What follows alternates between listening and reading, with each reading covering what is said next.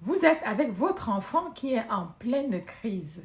Il pleure, hurle, se tape. Instinctivement, vous dites calme-toi. Mais plus vous le dites, plus il s'agite. Et si je vous disais que dire calme-toi à un enfant en pleine tempête émotionnelle, c'est comme demander à une mère en pleine tempête de redevenir calme et fluide en une seconde. Aujourd'hui, je vais vous expliquer pourquoi ça ne marche pas et surtout quoi dire et quoi faire à la place de calme-toi pour vraiment aider votre enfant à se réguler, même s'il a un trouble de développement, un TSA ou une déficience intellectuelle. Restez jusqu'à la fin. Je vous donnerai 3 phrases puissantes qui désamorcent une crise en douceur. Imaginez un voilier pris dans une énorme tempête. Le capitaine crie « Calme-toi, mère ». La mère va-t-elle se calmer? Non. Elle suit sa propre dynamique. Un enfant en crise est une mère émotionnelle. Dire « calme-toi » est inutile, voire violent émotionnellement, car il ne contrôle pas la tempête qu'il traverse. Voici ce que vit réellement un enfant en crise. Dans une crise émotionnelle, l'enfant, premièrement, perd l'accès à son cerveau logique.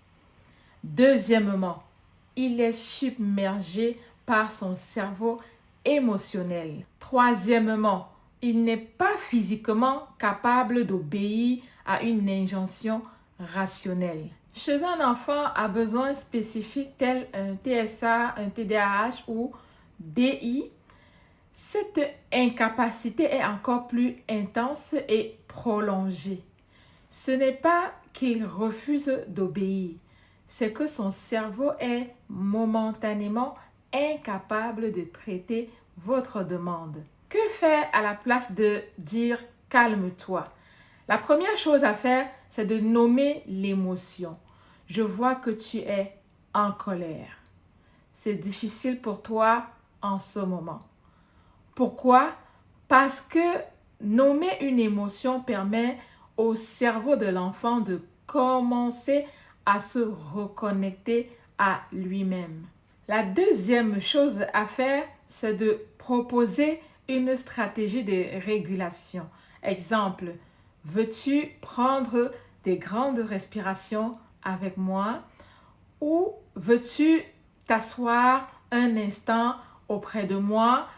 Parce que offrir un geste concret, respirer, s'asseoir, donne une porte de sortie au cerveau émotionnel. La troisième chose à faire, c'est d'être un modèle de calme en baissant votre ton de voix, en adoptant des gestes lents et en inspirant profondément vous-même.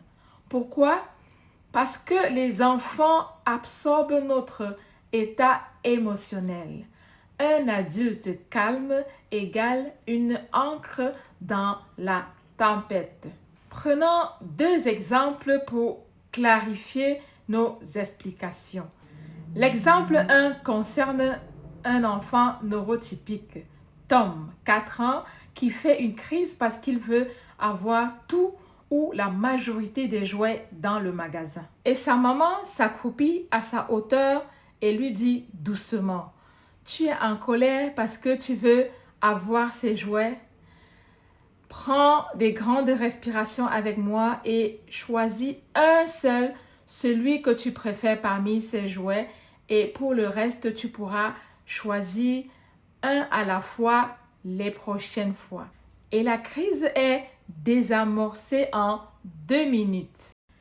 L'exemple 2 concerne un enfant TSA, Léo, 6 ans, qui panique avant un rendez-vous médical. Son intervenante ou son éducatrice spécialisée a utilisé un scénario social pour le préparer avant le rendez-vous et pendant le rendez-vous, utilise des pictogrammes calmes, respiration ou pause au besoin.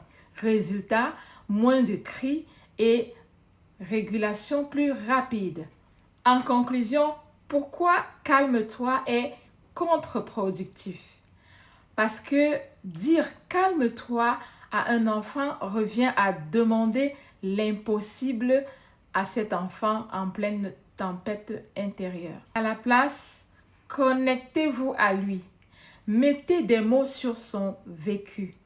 Offrez une stratégie simple et physique en nommant l'émotion avant tout, en proposant une action concrète, en étant un modèle de calme pour son enfant, en adoptant des outils pour les enfants à besoins spécifiques. Si cette vidéo vous a parlé et si vous voulez apprendre comment mieux accompagner vos enfants sans crier, sans culpabiliser, alors abonnez-vous à la chaîne, likez, partagez, commentez. Chaque geste est un pas vers une éducation plus douce et plus efficace. À très vite!